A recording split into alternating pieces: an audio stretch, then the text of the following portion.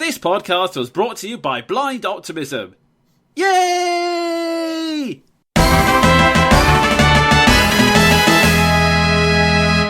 Hello and welcome to the Monkey Broadcast, a monthly review and discussion show with me, the Jonin Monkey. And me, Sven the Crusader. I feel that mythic feeling coming on. The curse of the allergies. Yeah, we are approaching the month of April, which is the start of spring, and by the time this recording goes out, we will have also had several weeks of sifting through which news stories were true and which news stories were to shite. Mind you, that's basically been a 24-hour basis of some people over the past 6 months, so... I know, right? And on both sides of the channel as well. Anyway! Yeah, I can't tell which is worse, President Oompa Loompa or Prime Minister Margaret Thatcher to Thatcher Harder Electric Boogaloo. Oh, God. Yeah, but like I said, this podcast is fueled by blind optimism, so let's try and ignore all of that for a minute and move straight on to our first section of the show, which is... QandA! This is the section where we answer questions from the audience. If you'd like us to answer your questions, either leave them in the comments or send them to me via Twitter with the hashtag MBQuestion. Our first question comes from Infernity Zero. Fire Emblem Heroes recently did a vote to determine the most popular male and female characters. Well, the male winner, Ike, surprised no one, even though his votes were split between 2 games. The female winner wasn't Lucina or Taria, but Lindis from Blazing Sword. Why do you think that is? It is an interesting question. I mean, I also participated in the vote as well, and shameless plug time, you can see all of that at my Twitter page. But anyway, Go do the thing! I think it was always going to be a close contest between Lyn and Lucina because, as, again, I mentioned on Twitter, both had very similar...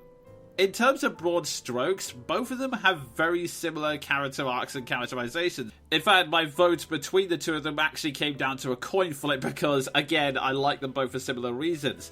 They both lost their father figures. They both have to deal with great tragedy, which, again, was resulting to said lost father figures. They both have enchanted swords, and they're also desperate to reconnect with family figures. In Lucina's case, it's her father from the past, and in Lindis's case, it's the grandfather she never knew about.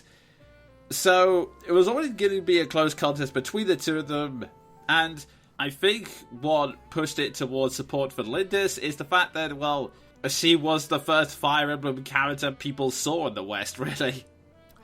True, there is that, and honestly, I am not complaining that Lyn won. I love Lucina, but come on. For one, she is way overexposed at this point, and for two, it's Lyn, who I love. But honestly, I was still a little stunned because nowadays, Fire Emblem fandom is divided into 2 factions. 20% who, like to believe that absolutely no games exist except the old games, and 80% who don't even know what the old games were.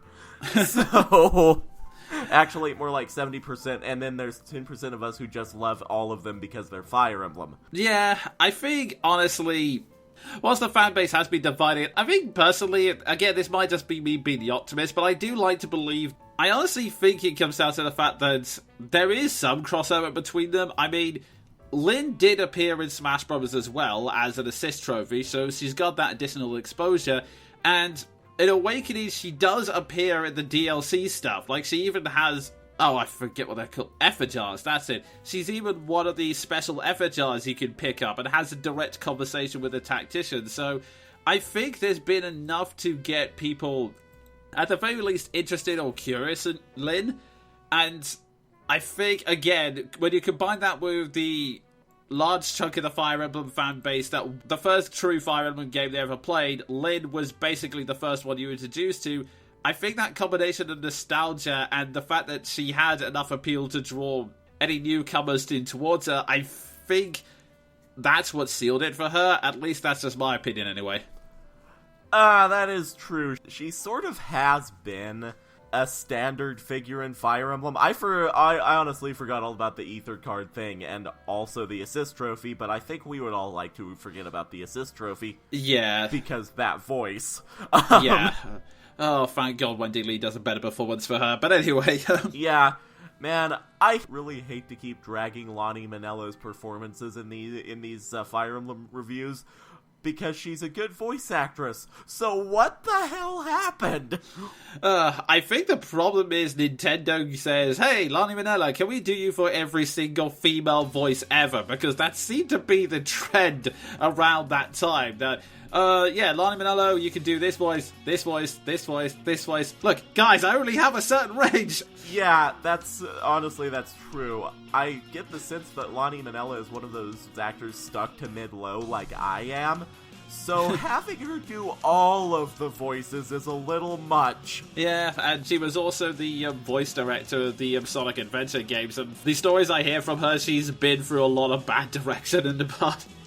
Oh, yeah, I bet. So, yeah, now that you mention it, it's a little less surprising that Lynn beat out Lucina, but I'm still surprised because there is that whole unfortunate waifu crowd we have going on in the fandom, which is the 1% really nobody likes.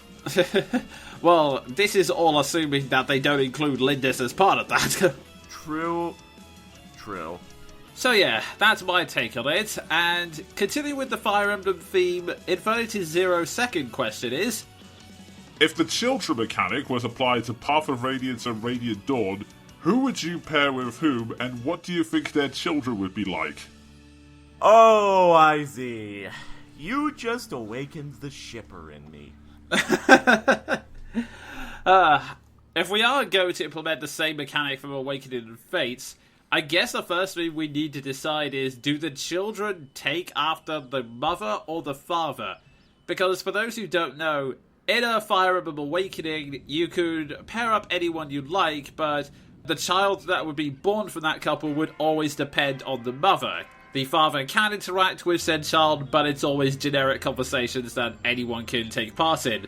Whereas the mother and child relationship is a bit more prominent, and in Fates, it was the reverse. The mother had the generic conversations, and the father was the main figure. So, I guess coin toss, really.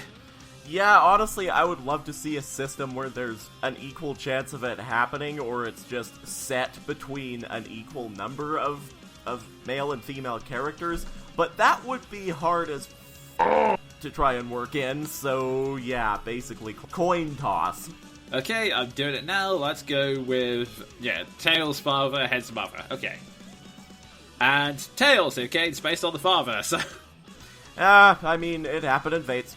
Yeah, and I guess it also does make sense, as the only child we do have confirmed is Piram, who was also in Awakening as a descendant of Ike, the legendary hero. Although, amusingly, this actually allows me to drop in another question from Infinity Zero I have in the backlog, but I honestly feel like it's part of this, which was, who would the mother be, given that Ike has very few female supports? Yeah, that's the thing. Unless you go with the straight-up gay angle and pair him with Soren, I just honestly see him as just about the least romantically interested being on the face of Tellius. Yeah, I mean, I always used to support him with LeFay because, again, I'm a complete shipper, but even if you ignore the fact that this was before the whole shipping and marriages side of things became more prominent in the support conversation system, Ike and LeFay's conversation really isn't romantic as such, it's just the two of them bonding over a sparring session. Yeah, pretty much. And then there's the whole deal with Alencia, which, honestly, I used to be super salty about. I was bitter and salty, meaning that I was basically the shipping equivalent of Marmite. But honestly, I sort of like it since they were both like 17 or 18 in Path of Radiance and come Radiant Dawn, they're adults. And people move on. So that just makes sense to me. I am legitimately struggling to think of who Ike could be paired off with to actually produce a child. Yeah, well, I think, honestly, unless you went with LeFay and Lucina, the only other option would be, okay, massive headcanon time. The fact that Piram essentially ends up in the world of Awakening has given rise to a fan theory that when Ike left for Parts Unknown and was never seen again in that incredibly lazy Radiant Dawn ending, he actually goes through a dragon's gate to other realms. So, this gives rise to a whole new fan theory that I could have paired up with literally any other Fire Emblem character in the entire history of the franchise. Wow. So basically doing the continuity bop. Yep. So, who knows? Maybe I can lend this out of thing. Don't make me write fanfics. No, see, that would interfere my fanship if I ended up with Raph. But anyway, Fair enough. Now, the thing about Path of Radiance in the earlier Fire Emblem games is you really have a limited pool of options to choose from. Some characters literally only support with 2 people. And that sort of makes choosing difficult. Yeah, plus some of them are already fathers in the case of Brom, I think. Yeah, and then there are the cases of just colossal age differences. Like, I know a lot of people ship Har and Jill, but Har is in his 40s. Yeah, plus it would be really awkward to go, Commander Shiharum, I truly respect what you did. Give it up your life. I hope you don't mind me banning your daughter on the side. You know, I kind of had a thing for her. I mean, it started as keeping watch, but, well, you know. that gives a whole new meaning to practicing a lance drill. Yeah, oh god. Oh god, that image. May I just say, yeah. Well, you're the one who brought it up, Sven. I'm regretting my life decisions already. Moving very, very quickly on from that. Like I said, in the earlier games, it's a lot harder, especially for me, given the absolutely stunning amount of gay ships I have. Like, my issue with supporting Alencia with anyone is I ship her with both Joffrey and Lucia, legitimately. Oh god, so you have it as like a polyamorous relationship? Where the siblings agree to share. That probably works out with everyone, for everybody. Well, in fairness, I have a headcanon where Vice, Ica, and Fina from Skies of Arcadia are in the same situation, but Thank you for bringing that up, because instantly I 100% ship it.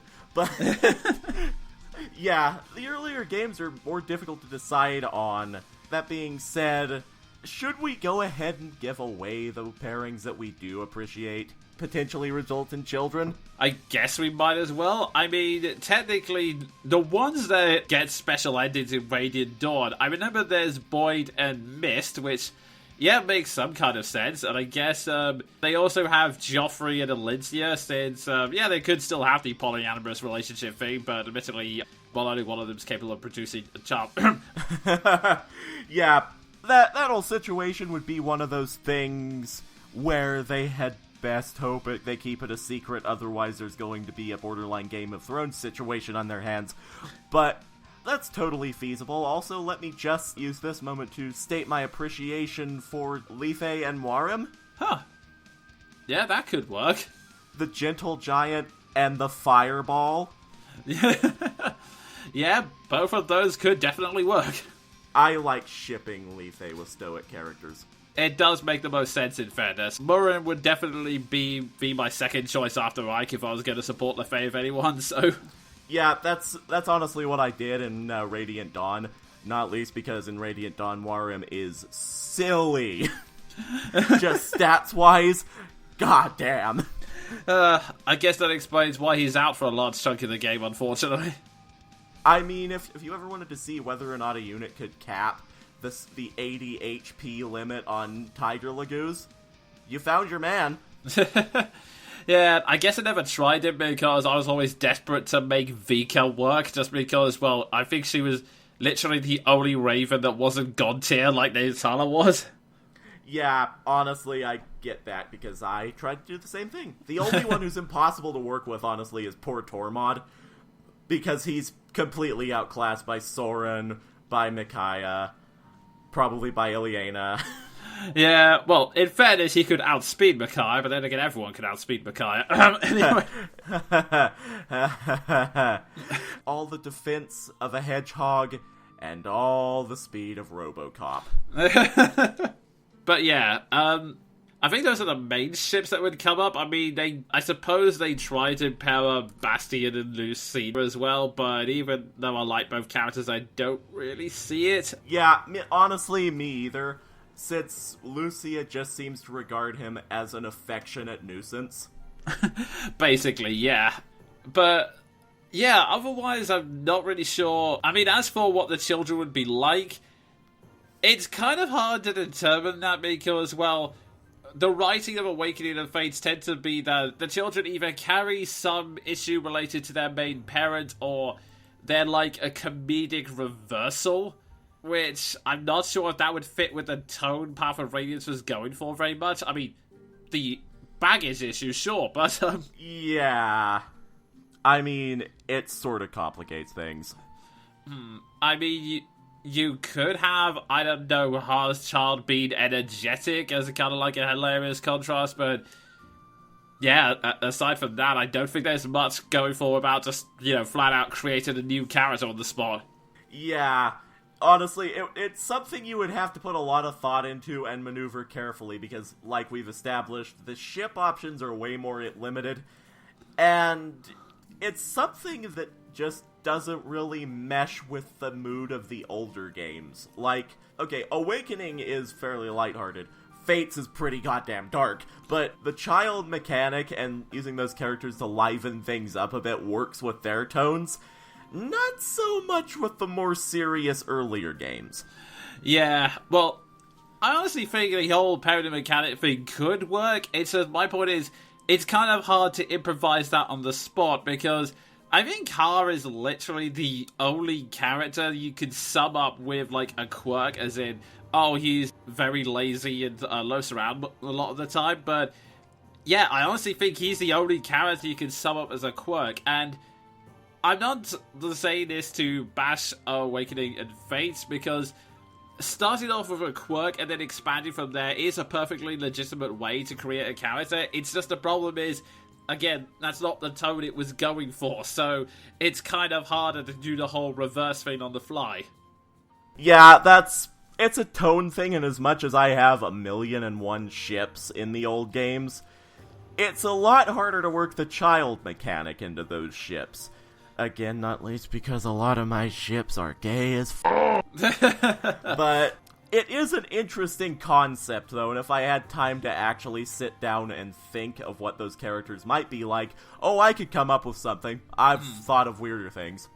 Yeah, in fact, some of them we pretty much had to go with the gay option because, well, I think Soren only talks to 2 people and both of them are dudes, so... Yeah, and I mean, one of them is Stefan, and that conversation is literally just them bonding over being branded, which is more of a kinship thing than a romantic thing. Indeed, yes. Also, there's the existence of Heather, who is literally just gay. So the fan theory goes anyway, I just wish there was more to a character that would confirm one way or the other, but anyway... I know, right? Although, to be fair, in the Japanese translation, it was said that she was interested in staying in the army to meet all the pretty ladies, so there you go. But, honestly, that's another huge issue, especially in Radiant Dawn. The new cast sucks in terms of character development. Yeah, that whole everyone supports everyone thing might have sounded like a good idea, but when you don't have any conversations to go with it, it just comes off as really lazy and really... The poor cast had no development in contrast to the Path of Radiance cast. Yeah. Zero supports. Yeah, I would have a really hard time pinning down what the personality of, say, Aaron and Laura are, for example. Yeah, and poor Fiona. Oh god, yeah. I am a noble from Daya, that's... Literally my entire character. I'm not even a good unit. My entire character is a horse. That's basically all you're getting, really. Look at my horse. My horse is a mason. I have less character than BoJack Horseman. How does that... Oh, God. I have less character development than Titania's horse in her support conversations. Yeah, whilst we weren't able to answer the question completely, I think we've revealed a lot about ourselves at the moment, so... Yeah, like my entire army of ships so gay that it's like coating Richard Simmons in rainbow sprinkles. So yeah, I think we better move on. Our next question comes from Vice of Legends. What is the best, worst music you've heard in a video game? For me, it's Resident Evil Director's Cut, The Mansion Basement. Best worst music how? Do you mean so bad it's good? Or just terrifying? For a moment, part of me is thinking, does he mean so bad it's good or just absolutely dreadful? So, yeah, you know what? Let's just give answers to all three just to be on the safe side. I'm really struggling to think of video game music I don't actually like. Admittedly the same, but I suppose so bad it's good, it's like a guilty pleasure. I would say... Sven's gonna hate me for this. Probably the Knuckles raps in Sonic Adventure 2. Oh god, I forgot all about those. No, I'm like that cat in the video right now. No. Oh god, not the Knuckles raps. Carry on while I try and force them out of my brain. Don't worry, that's all I'll go about it. I certainly won't insert a clip of them into the podcast. Oh, Jesus. Jonin, no. Like I don't know, that's what I'm representing. Never seen a mic hog spit like a menace. Wild cannon, fun, I gotta chase a bat, huh? Yeah, rude, she's sexy and smooth. I know they're absolutely god-awful raps, but I do have an affection for them because of that. In terms of best terrifying music, you know what, I'll come back to that one because I'm trying to think of one. In terms of flat-out awful music, I would definitely have to say Sonic Chronicles, just because, oh, God. I'm confess, I'm always an oddball Sonic fan in the fact that I'm literally the 0.1% of Sonic fandom that actually hates the normal Green Hill theme. I've always been more of an Ice Zone person. Yeah, well, in my case, it's more, I hate how forcefully chirpy it is, But, yeah, there is an even worse Green Hill theme, which, it's not only, again, is that forced chirpiness, it's bing, ding, ding, ding, ding, bing, bing, bing, but, believe it or not, me performing it has a lot better compression and sound quality than it is in the actual game. Oh god, no, really? Yeah, I don't know what they were using to make the music, but it's like horribly compressed in terms of the sound quality, and they have a remix of a boss theme in one of the other Overworld themes. I think it's Sonic 3's final boss theme, and it sounds worse than the 8-bit version, which, on a DS game, how the hell do you achieve that?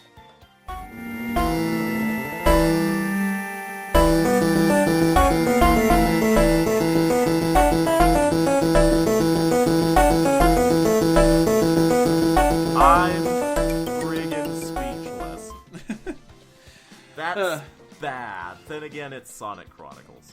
Yeah. In terms of... I can't think of one that's best in terms of terrifying off the top of my head. Because a lot of the time, I guess in that situation, it's less than... I mean, the music sometimes does help, but a lot of the time it's just the atmosphere of, oh god, something's about to hit me, isn't it? Yeah. Like, for instance, the Sith Lords 2 music from Knights of the Old Republic 2. Man, I never in my life knew that the Star Wars soundtrack directors had actually made a song along the lines of Supreme Leader Snoke's theme 11 years before that movie came out, but they did, and it was a lot more up close and personal, and it preset an absolute nightmare of a fight. So that was pretty terrifying.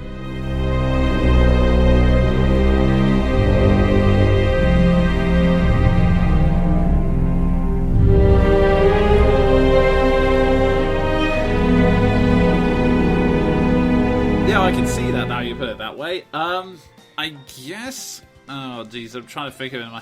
Yeah, I can't think of any terrifying music on the top of my head, partially because I don't play a lot of horror stuff. Honestly, it doesn't even have to be horror stuff. Like, 02 from Kirby.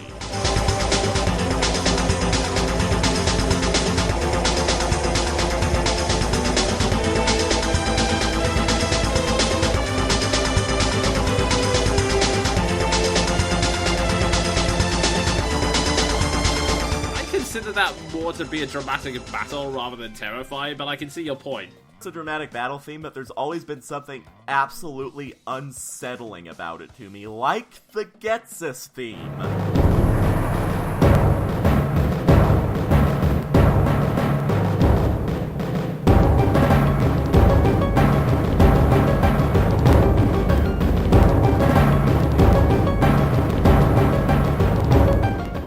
Yeah, that's a good example of a terrifying theme, you're right. Yeah, and, oh god, everything about the Deep Roads music. Oh, the Brood Mother. Oh god, yeah, actually, yeah, that's a terrifying one now that I think about it.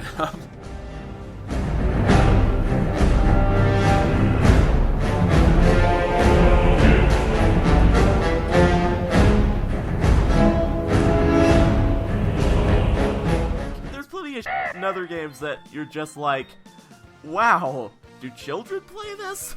Because I'm terrified right now. Indeed, yes. Well, those are the answers I can think of. Sven, what's yours so bad it's good music?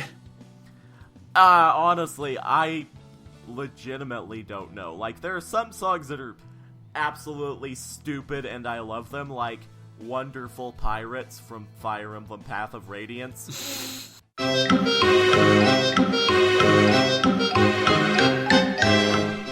There's been silly music in Fire Emblem before, like, oh, Merlinus's theme. Oh god, yes. The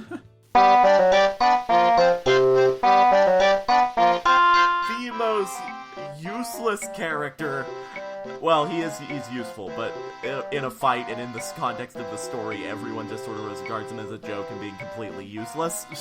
So, playing in with that whole character concept, that theme is really, really funny to me.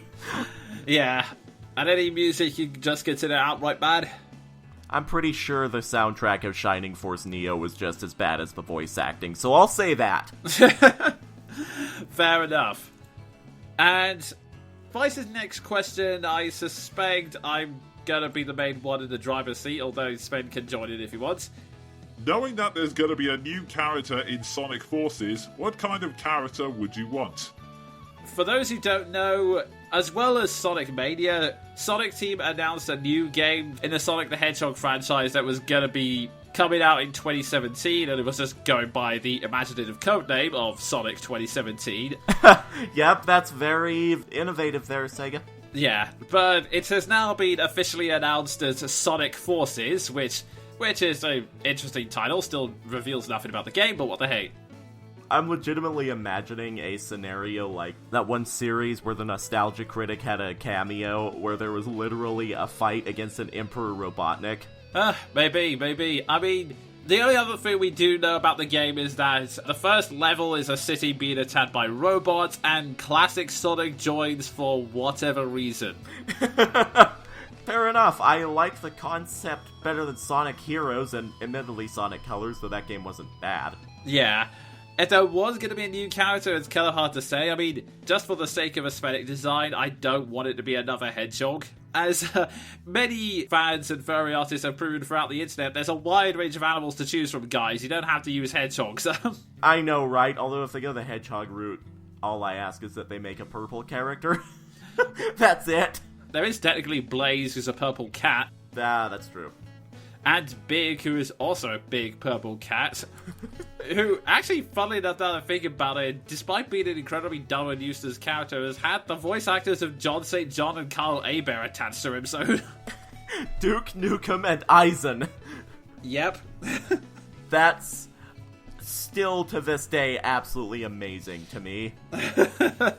But yeah, aside from that, I can't really say much else. I mean, you already have a large roster of characters that aren't being used, so... Because for those who don't know, there was a time when Sega were keen to use every single character and any new concept they could think of in every single game, but then there was a fan backlash, and now they've gone back the other way and insisted that Sonic's the only controllable character, so part of me is thinking maybe you should use some more of those, but if you weren't going to have a new character... I think what might be interesting, just off the top of my head, and I know I'm not the first to have come up with this, is a character who starts on Robotnik's side and just stays there. Like, I get that people will want to control them because, again, new character, but honestly, I think it would be more interesting to the story if there was a character that just kind of stayed in the evil, or at the very least completely neutral route, and no, Shadow doesn't count. He's a hero, he's just grumpy. Honestly, you were describing that character concept, and all I could think of was just Robotnik's hard-done-by, astoundingly competent secretary. I guess that would be your bots then, in that case. True. Although, just having that character as an actual synthetic sentient being would be really hilarious. Like, the hard-done-by, not entirely evil like Robotnik side character who's likable despite being on the same side and is really just tired of Robotnik all the time but is still loyal. It occurs to me that there was absolutely no punctuation in that sentence. I mean, I guess they could work, but that was kind of Orbot's thing, along with his early reincarnation from Sonic Unleashed, which was nicknamed Ergo by fans for reasons that will become obvious. That, Doctor, is the result of the power of the Chaos Emeralds, which you discarded along with Sonic. Ergo, another repercussion of your hasty actions. Quiet, you junkie! That was all part of my plan, part of the big picture. Where's the fun in having my plan succeed without any challenge? Fair enough. I did not know that character had actually existed before. Yeah, he does kind of exist, but it's played off more comedically, that they never actually do anything plot relevant. Fair enough. If I was more into Sonic, I may actually run with this character idea, but I'm not more into Sonic. Yeah, that is fair enough. I mean, Obot does exist, but also admittedly he's then paired up with Cubot, who is just dumb. Again, that's the only thing I can think of off the top of my head, because it's kind of hard to just sort of create characters on the spot. I mean, I've always thought a stoat would be kind of a cool animal to base it on, or maybe even something like a squirrel, though I think there was a character based on that, but I can't remember. I'm amused by the idea of a gopher. Gotta dig fast. That could work, actually. That's really all I have, though, because I'm really not a Sonic fan. So I'm not sure what would and wouldn't work. That is entirely fair. I mean, some people have suggested dragons, but then again, that's Freedom Planet's thing now. To be fair, a dragon in Sonic would be awesome. May I also suggest, I don't know, a gecko, a big fat bearded dragon? Yeah, that could definitely work. I guess it would introduce the concept of a beard in the Sonic universe, which would be pretty strange, but anyway. Well, to be fair, they can justify it there because bearded dragons literally just have big floofy lizard beards. Yeah, it's either that or a goat or an ibex, like the Sonic fan villain I created ages and ages ago in my younger days. Anyway. We're gonna have a chat after we're done here, Jonin. Yeah, but, not because I'm upset by that concept, exactly the opposite. Yeah, I may have shared some of this stuff with Sven back in the day, but yeah, yeah, that's the only thing I can think of on the top of my head, but also now that we mentioned dragons, it will probably never happen, but I would actually like to see a Sonic Freedom Planet crossover now. Ooh, like Donkey Kong and Mass Effect. Well, it would kind of make more sense in this case because, in the same way Shovel Knight is a recreation of Mega Man and Castlevania-style gameplay, Freedom Planet is a creation of Sonic Genesis gameplay, just with this kind of weird sci-fi Chinese setting, so... Awesome. I love that concept. Oh god, yes. So, we're getting slightly off topic now, but yeah, that's my answer to that question, and now it's time for us to move on. Our next question comes from Toon Junkie, and I'm astonished.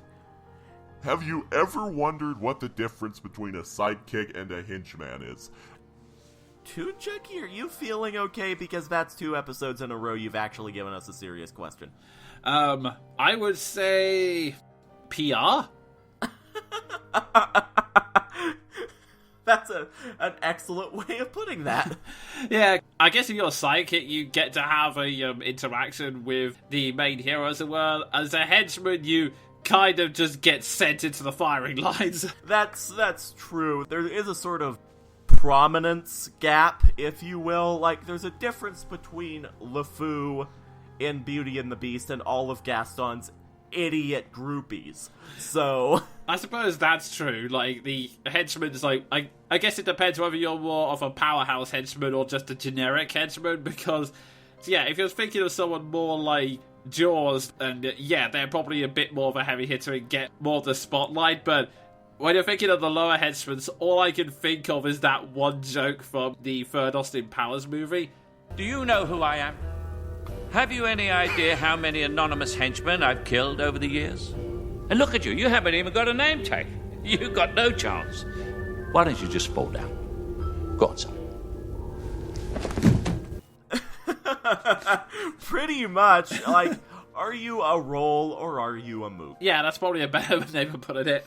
There's also the whole morality difference. Sidekicks are usually viewed as the hero's followers, whereas henchmen are usually viewed as the villain's followers, but I prefer the term minions in that case. Yeah, definitely. Can you tell I read and write fantasy? Yeah, although minions kind of presents an idea of mindlessness, and in some cases the henchmen are just mercenaries for hire. In fact, going back into the spy genre, there was one scene in Moonraker which wasn't meant to be comedic, but came off that way just for how ridiculous it was.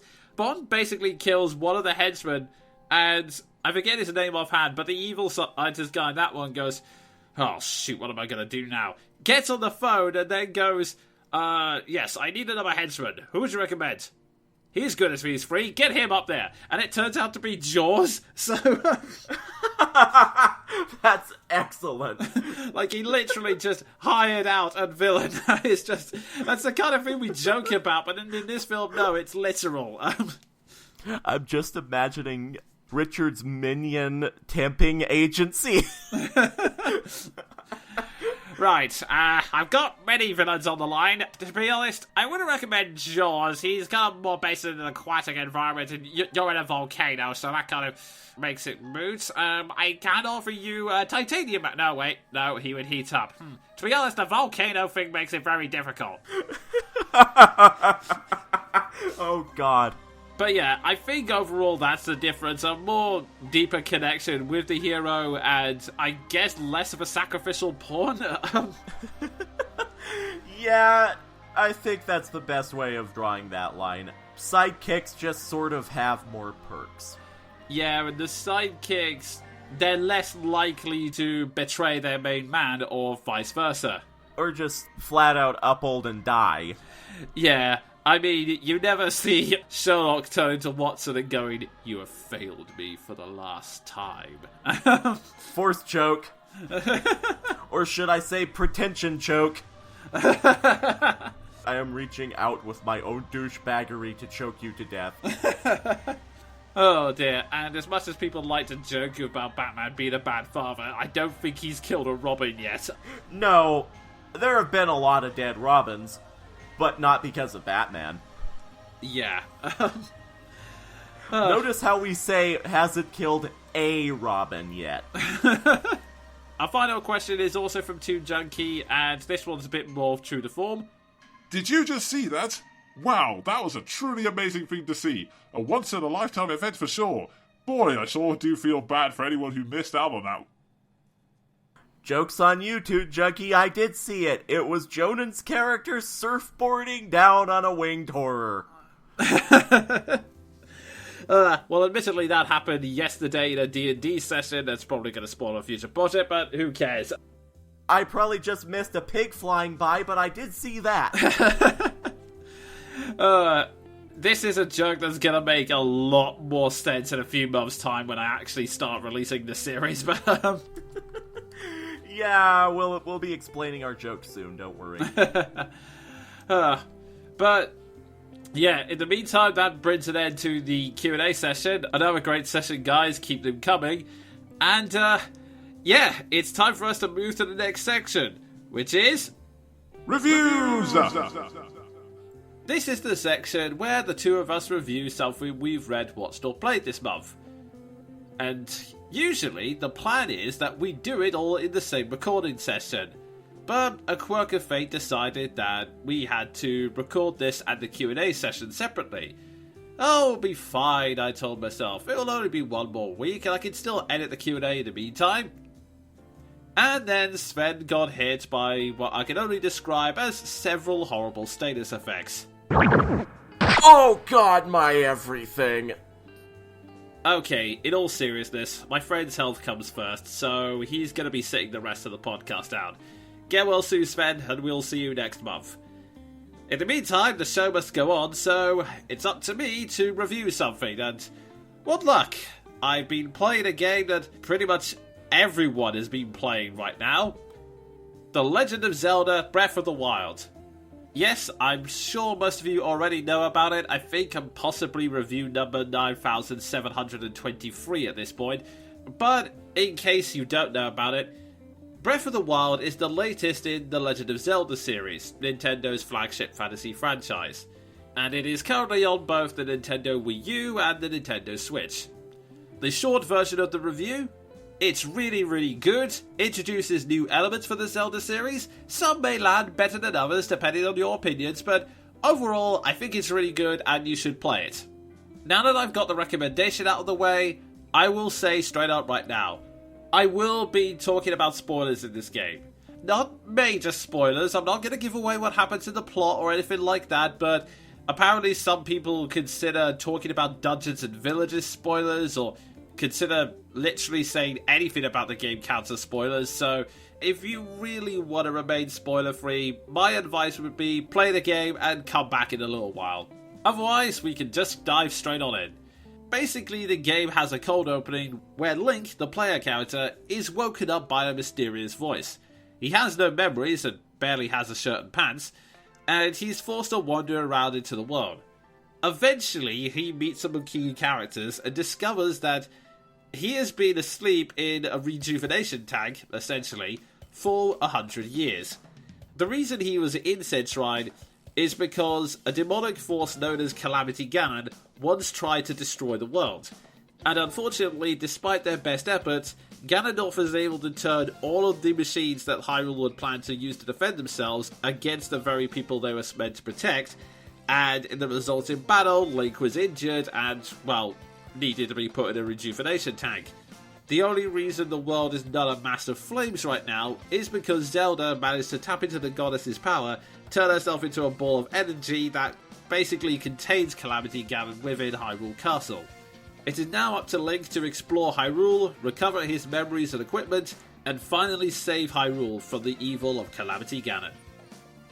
This Legend of Zelda is inspired a lot more by Western RPGs. In fact, some people have called it the Nintendo version of Skyrim, and it's an apt comparison in many ways. It has a large sandbox world which you can explore however you want, and unlike other Legend of Zelda games where you enter a dungeon, acquire a new item, and that allows you to get to other parts of the map, the game gives you all of the items you'll need in the first area, and then says, right, you can go anywhere you want in the world, and if you really want to, you can upgrade it over time. By doing this, they've pretty much thrown out large chunks of the Zelda formula. You no longer need to visit every single dungeon to progress. In fact, if you want to, you can be an idiot and charge straight into Hyrule Castle and fight Calamity Ganon. And if you're really, really skilled enough, or you have enough healing items, then yes, you can defeat the entire game in under 2 hours. Now that may seem a bit ridiculous, but funnily enough, it makes the other content all the more meaningful.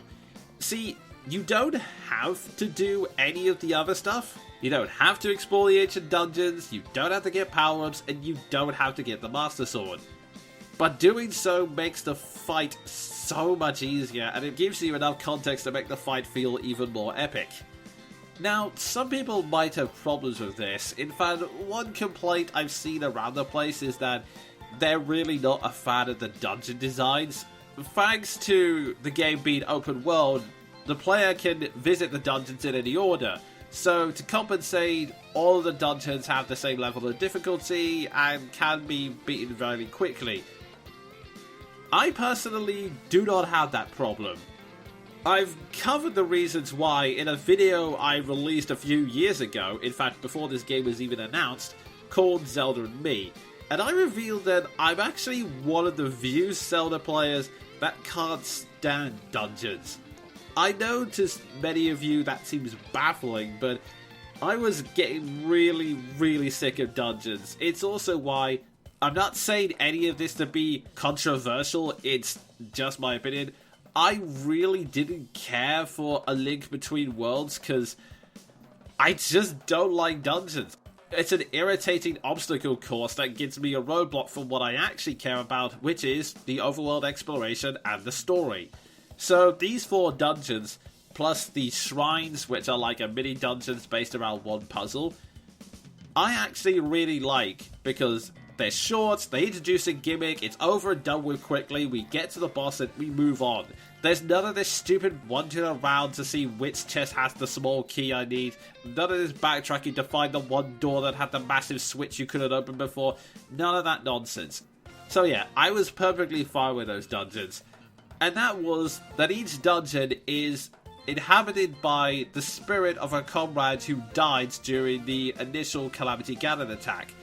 They give you the basic lowdown on, okay, this is how the dungeon is set up, we need to get these switches, and then the boss shows up, and then you get a message saying, watch yourself, Link, this is the creature that killed me 100 years ago. And oh boy, you better believe I was a lot more invested in that boss battle the first time I found that out. So yeah, by adding a story and character element to each dungeon, I am far more invested in it. Long story short, the main focus of this game is less on the dungeons and more the exploration, and honestly, that's the kind of Zelda game I prefer, so you can imagine I'm already in a more positive mindset than most. Speaking of the overworld, I mentioned Skyrim before, and honestly, while the comparison does hold up, I think I prefer this world to the world I experienced in that game. There are 2 main reasons for this. First off, in terms of aesthetics, there is a lot of variety to the landscape and a lot of colour. Now, admittedly, this comparison isn't entirely fair, as the Switch is technically next-gen hardware, so of course it's gonna have better visuals, but the landscapes are just filled with so much colour. It's not an attempt to be photorealistic, it's these beautiful artistic-looking landscapes, like hills with swaying grass, tropical beaches, grand snowy mountains, vast desert. It's so much fun to explore because you're never 100% sure what view you're gonna find around the next corner. It is also a lot more enjoyable to explore because, in stark contrast to Skyrim, the people aren't grumpy. Okay, there are some gits wandering around the world, looking at you, old man, but there are still some enjoyable and eccentric characters, like Sinon, the Zora Prince. Man, I love that guy. He's like, the best way I can describe him is like a posh anime hero. That's the best way I can describe him, like, now come on, no giving up, believe in the power of friendship. He's just an awesome guy. Basically what I'm saying is that the Zelda cast maintains that level of lovable weirdness, and that in turn is what keeps the game from being too boring. Like, there's enough interesting varieties in the citizens to make me want to talk to them, and that was what Skyrim lacked, because it had this same feel of there's something around every corner and something to find in each and every city, but everyone you talk to was a grumpy asshole. The atmosphere is also different, and I think that's partially due to the rather unique score, at least unique in terms of Legend of Zelda, which is normally very bombastic and melody focused. And while some of the classic melodies do pop up here and then, the score is, I want to describe it almost as Ghibli-esque. It's a very similar score to Princess Mononoke in Spirited Away, in that it's hopeful, but filled with melancholy, if that makes any sense. Like, it's mostly very gentle, very simple piano beats in the background, like diddle-diddle, diddle-diddle, boom, boom, boom, boom. Like, it's nothing that really stands out, but it just sets the tone beautifully. Another thing that appeals to everyone, and this is something you may have seen a lot of on Twitter over the past few weeks, is the fact that the game pretty much lets you experiment to find your own solutions half the time. So let's say you're wandering through the world and you come across a camp of monsters and you need to clear it out. There are multiple ways you can take it on. You can fight them head on by grabbing your weapons and charging into the middle of the fray. You can get your horse, or if you don't have one, find a wild horse, tame it, and then do a series of hit and run tactics on the camp, by which I mean charging up with a horse, get a slash in, then run away so they can't get their weapons ready, and then come back around and do it again. Or you can find a vantage point and either pelt them with arrows, or throw your bombs at them and then run away. And all of this is of course assuming you don't just sneak past the camp and avoid it altogether, which is mainly how I got through Hyrule Castle, if I'm honest. Build up enough stamina so that I can climb the walls, swim through the rivers, and then sprint past the towers firing laser beams at me. Outside of the dungeons, the game is very open-ended as to how you go about solving problems.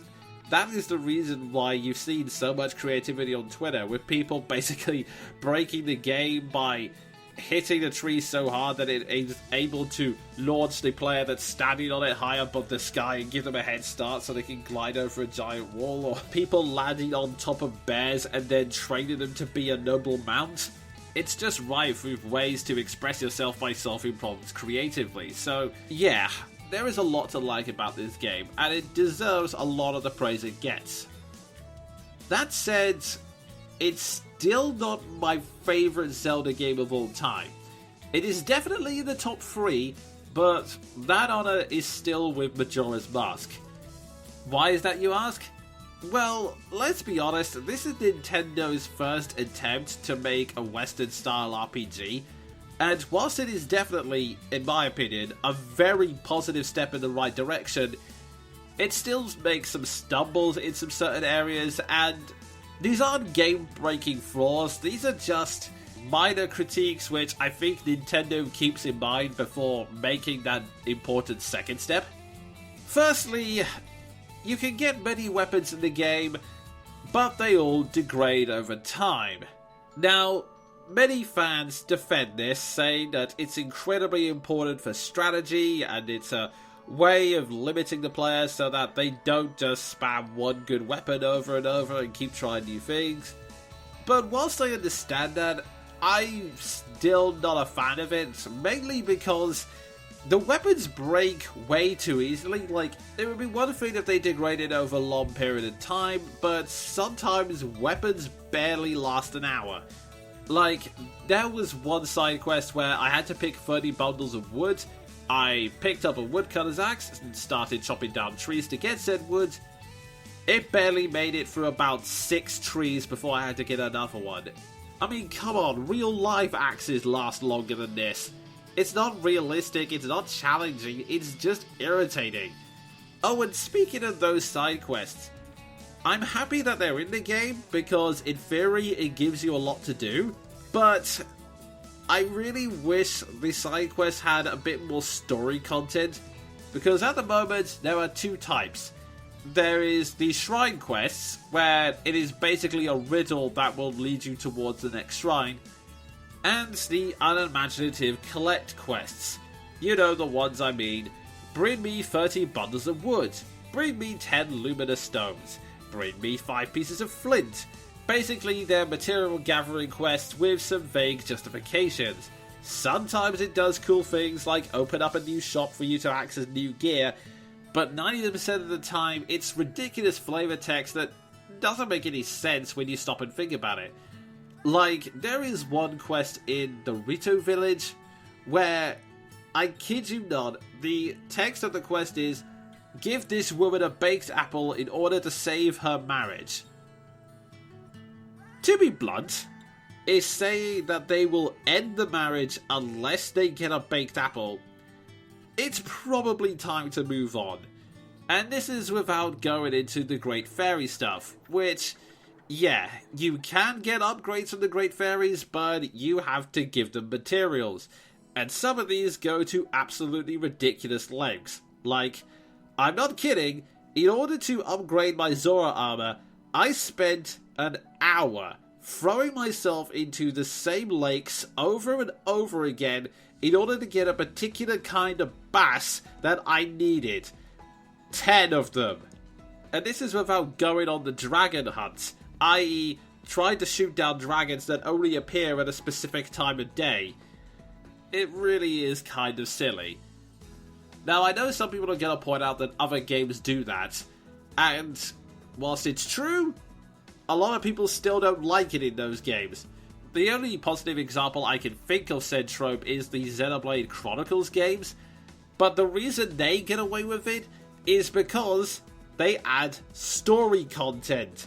As in, they actually think of decent reasons for why you would be gathering these materials, or at least make the story interesting enough that you don't care about the fact that you're seriously gathering giant frog intestines for this person. I mean, just to take Xenoblade Chronicles X as an example, you can recruit new alien races to your town, explore their culture, fight rogue gangs. Hell, one of the quests is reenacting Back to the Future, for God's sake. With Zelda, it is focusing purely on the gameplay of get these bits and I will give you this bit. And honestly, it feels like it could have been better.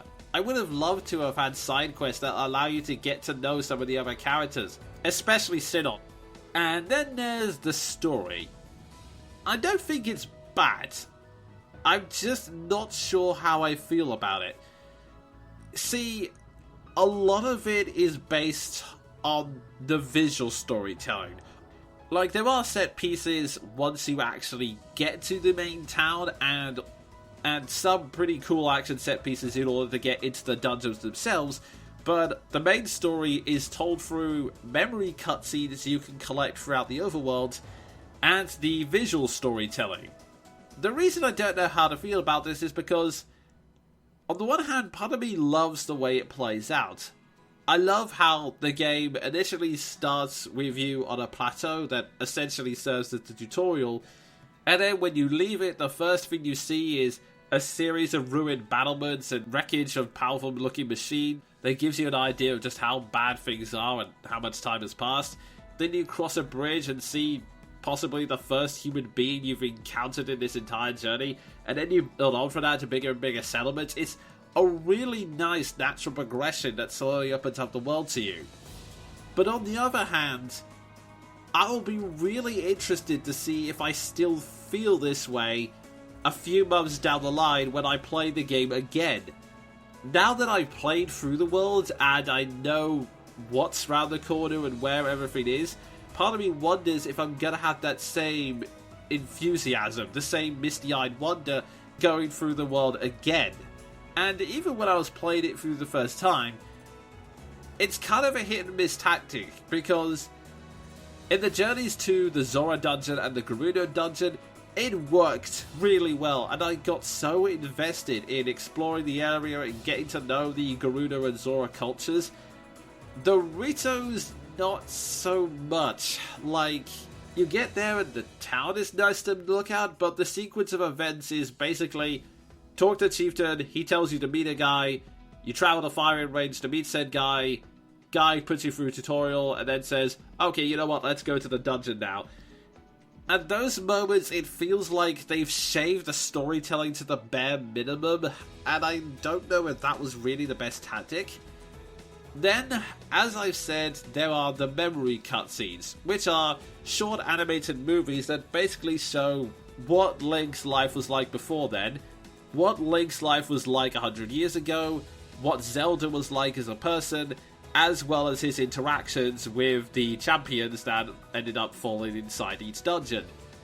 Now, I will say that this is also the first time we've had voice acting in the Legend of Zelda series, and I have to say it's actually pretty good. It's nowhere near as bad as we thought it was going to be from the trailer, and it is certainly better than Radiant Dawn.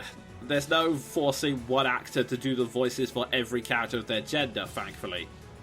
The only gripe I have is the voice acting is great, the localization not so much, because they decide to translate the script one-to-one, forgetting that just because you've translated the sentence one-to-one, that doesn't mean the timing is one-to-one.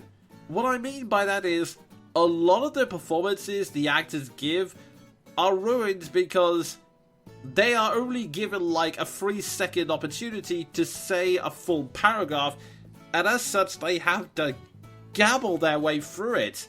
My ability to explore the firmament is certainly of note. But let's not, pardon me for being so blunt, let's not forget the fact that I am the most skilled archer of all the Rito. I thought I made it clear that I'm not in need of an escort. It seems I'm the only one with a mind of my own. I, the person in question, am fine, regardless of the king's orders. As for the story in said memories, I love the champions as characters, and I love the concept they decided to use for Zelda's character and watching that develop. The concept behind Zelda's character, and I really did feel for her when we got to some of the later scenes. But there is a part of me that wishes we could have been there to see that development. That we could have been by Zelda's side, watching her story unfold, rather than a handful of fragmented scenes played out of order after the fact. I think the main problem is, again, Nintendo are clearly on a learning curve with this, and they're not sure how to play the open-ended freedom and exploration alongside a standard story plot with progression. And honestly, I think Nintendo just need to, well, bite the bullet and look to other Western games for help on this, because many games have actually solved this problem. Dragon Age and Fallout and even Skyrim, the way they set it up is you can complete the different sections of the story in any order, but once you enter an area, you essentially play out everything connected to that. Like in Dragon Age, when you decide to go to Red Cliff, you play through it, you meet all the characters, they go through their own developments and conflicts, you meet the boss of that area, and once you do it, that's done. That's a complete arc, and once you complete it, that's done. It's a story arc in isolation with its own set pieces and conflicts and developments. Same with Fallout New Vegas. When you get to an area, you'll meet a character, they set you on a quest, that's it. Especially when it's part of the main quest. When you confront Benny within New Vegas, that's it. That's when the big character moment starts. That's when you have the big confrontation that opens up new quest lines that starts the second half of the game. Basically, you need to create these isolated arcs that can be completed in any order, which, in fairness, they've already kind of done. They just need to add more character to them. Or, you need to establish cutoff points. Like, again, to use Dragon Age, after you've completed 2 areas, the main antagonist sends an assassin after you, and that kicks off a set piece which can happen at any time. Or, if you wanted to make the finale even more exciting, if you wanted to add more stakes, then we need to defeat Calamity Ganon because Zelda's probably getting tired of holding him in place. I don't know, better go there just to be safe. What there should have been was something, again, like with Fallout New Vegas, where you talk to someone to start off the main quest, and they say, okay, I have a plan, and once you tell me that you're okay with this plan, that's it. That's the cutoff point. You cannot do anything else beforehand. Basically, just let the player know that they're about to start the final battle, so that when you do accept that quest line, that's when something big can happen. Just off the top of my head, Ganon wrestles control from Zelda for a brief moment, and he starts attacking a nearby village and setting it on fire, and monsters suddenly start appearing out of nowhere, so you have to race into the town and defeat all of the monsters, and maybe even the boss, who knows. And then they say, thank you for saving us, what is going on in that castle? And Zelda manages to pin him for a bit, and that gives you the urge to charge straight into Hyrule Castle, maybe dodging some more powerful enemies that have shown up, I don't know. Just adding a bit more stakes, and also giving Ganondorf the chance to do something, because I get the idea of making Ganondorf essentially a force of nature, and it's a cool idea in concept, but when you keep him locked up in Hyrule Castle, it basically robs him of a character, and it kind of robs your story at stakes in some parts. So yeah, this is all a long-winded way of saying, I think Nintendo could still make improvements in terms of their storytelling with this kind of formula, but as it is now, I still really enjoyed Breath of the Wild. It is a great game I would fully recommend to everyone, and if this is the model they're going with from now on, if Nintendo are gonna make more open world Zeldas like this, I would be over the moon. And who knows, maybe if Nintendo gets it right, if Nintendo is able to tell a great story and still have this massive world for you to explore, you will finally have a game that surpasses Majora's Mask. in my humble opinion. And wow, I've been talking for a really long time, so that ends the review section for this month. And I would rather not do a quick-fire review section without Sven, so yeah, this is also going to be the end of this podcast. If you agree or disagree with me on Breath of the Wild, or if you have your own stories about the kind of shenanigans you got up to in that game, or if you have any other questions for the Q&A session, leave them in the comments section. That's what it's there for. But until next month, I've been the Jonin Monkey. And I've been Sven the Crusader. Screw you, bronchitis. Screw you. You've tried to kill me 3 times now and have failed every time. I will survive.